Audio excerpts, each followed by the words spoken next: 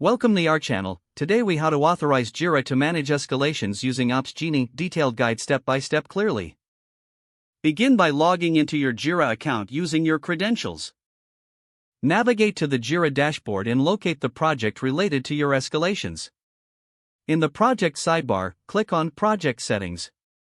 Look for the Integrations menu option within the Settings panel. Select Opsgenie from the list of available integration options. You will be prompted to authorize the integration. Click on the Authorize button to initiate the process. A new window will open, directing you to the Opsgenie login page. Enter your Opsgenie credentials to log in.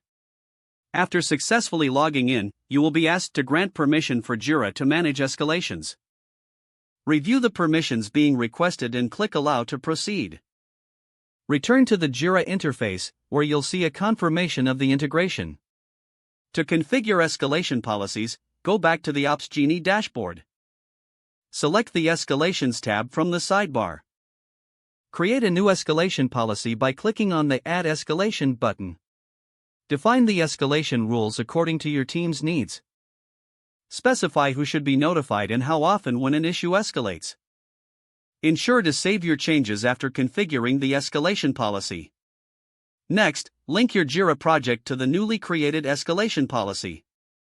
Return to Jira and navigate back to the Opsgenie integration settings.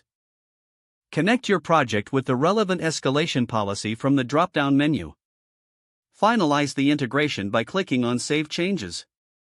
To test the integration, create a sample issue in Jira.